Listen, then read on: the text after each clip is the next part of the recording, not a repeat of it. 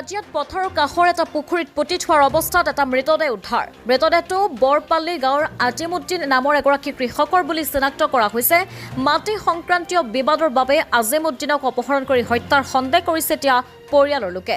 পৰিয়ালৰ অভিযোগ মিজানুৰ ৰহমান, ৰজিম আলী, নুৰ ইছলাম আৰু তয়ব আলীয়ে অপহৰণ কৰি হত্যা কৰিছে পিতৃক।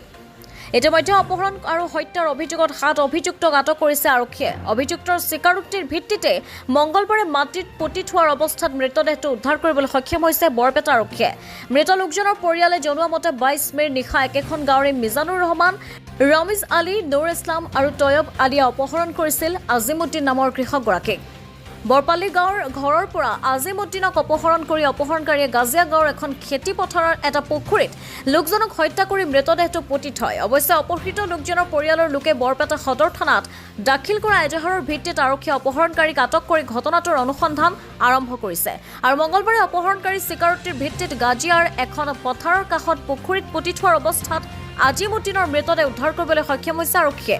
মাটিবাৰী সংক্ৰান্তীয় বিবাদৰ বাবে 57 বছৰীয়া কৃষকজনক ঘৰৰ পৰা অপহৰণ কৰি এইদৰে হত্যা কৰি পুতি থোৱাৰ ঘটনাক লৈ গাজিয়া, বৰপাল্লীকে ধৰি অঞ্চলটোত চাঞ্চল্যই বিৰাজ কৰিছে। 30 তাৰিখত তাৰমানে মোৰ দেউতাক এটা মানুহে ফোন কৰি লৈছে যে সিহঁতে মাৰপিট কৰিছে, মাটি কিনিছিলে, সেই মাটিটো সিহঁতক দখলত নিদিয়ে। তাৰমানে মোৰ দেউতা তাৰমানে এটা মানুহে মাটি লৈ গৈছে, সিহঁতে একো নাজানে। যিটো মাটিৰ কেছ আছে, মাটি বেলেগ এটা মানুহৰ মাটিৰ কেছ আছে, এই মাটিৰ কেছ ହେଲା মিজানৰ লগত আৰু এটা এই বেলেগ এটা মানুহ আছে সিয়াৰ লগত। তাৰমানে মাটিৰ কেছত মোৰ দেউতা আগবাঢ়ি যোৱাৰ কাৰণে কিয় গৈছা বোলে, তোক আজি ৰাতিয়ে মই কিডনেপ কৰি মাৰি পেলাম। সেইদিনা ৰাতিয়ে কিডনেপ কৰিছে মিজানে ফোন মাৰি দিনত ধমকি দিছে। তাৰ পিছৰ পৰা আমি বিচাৰি পোৱা নাই। সিহঁতে আমাক আৰু ভুল হেৰি দি দিয়ে, অমুকত গৈছে, ইফালে গৈছে, ইফালে তাৰমানে আমাৰ নিজৰ খুৰা এটা আছে, খুৰাৰ গৰু বোলে এৰি দিছে, গৰু এৰি দিয়াৰ কাৰণে ইহঁতে কৈছে খেদি দিছে। ইফালৰ পৰা তেতিয়াৰ পৰা বিচাৰি নাই পোৱা। থানাত জনাইছো আমি। নেক্সট দিনা ধৰক 21 তাৰিখে ৰাতি হেৰি হৈছে, তাৰপিছত 22 তাৰিখৰ দিনা আমি থানাত গৈছো। থানাত যাই কিনে এটা এজাহাৰ দিছো। ফাৰ্ষ্টতে এটা মিজানৰ নামত দিছিলো। মিজানৰ যিকেইটা ভতিজা আছে চবকেইটা আছে একেলগে। চাহাদুল আছে, ধৰক ৰবিকুল আছে, নুৰ ইছলাম আছে, আৰু মিজানৰ ল'ৰা আছে আপোনাৰ ৰমজালি আছে, ডাঙৰ ল'ৰাটো সেইদিনা। আৰু মোৰ সৰু ভাইটিটিক 7 দিন হ'ল একো বিচাৰি পোৱা নাই। সেইকাৰণে কৈছে যে হেপী বাৰ্থডে বুলি আমাক মেছেজ কৰি আছে, তহঁতে একো কৰিব নোৱাৰা, এনেকুৱাকে হেৰি কৰি আছে। এতিয়া আনিছিলে আপোনাৰ ৰমজালি, তয়ব আলী আৰু নুৰ ইছলাম, 3জনে আহি কেনে দেখাই দিছে কেনেকুৱা মাৰিছে, কি কৰিছে। ইয়াতে মাৰি থৈ দিছে, পুতি থৈ দিছে। তাৰমানে ঘৰৰ ইফালৰ পৰা মাৰি ডাইৰেক্ট ইয়াতে আনি গজিয়াত এইখিনিত পুতি থৈ দিছে মাটিৰ তলত। বৰপাল্লী মোৰ দেউতাৰ লগত আপোনাৰ পইচাও আছিলে 70,000 মান টকা। আমি মাটি বন্ধক ৰাখিম বুলি পইচাও ৰাখি দিছিলো দেউতাৰ হাতত, মাটি বন্ধক ৰাখিম বুলি। মোবাইলতো আছিলে, এনে কেছো আছিলে লগত, মোবাইলটো চুইচ অফ কৰিছে। এতিয়া আমাৰ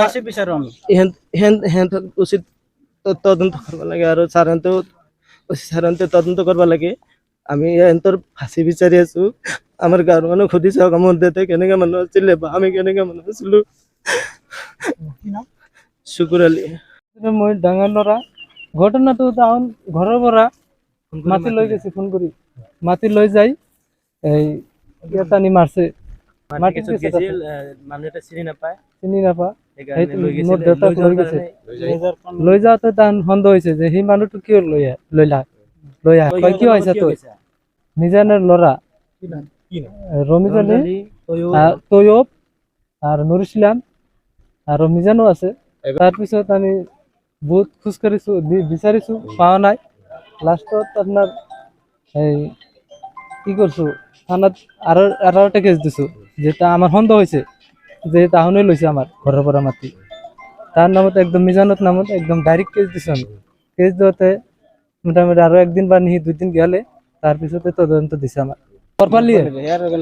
লাগালাগি ঘৰ বেলেগৰ পৰা আহি ইয়াতে ঘৰ বনাইছিলে।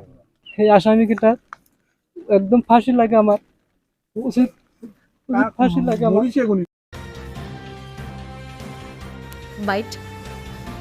বৰপেটাৰ পৰা ৰাজু দাসৰ ৰিপৰ্ট, অমৃত নিউজ 24/7।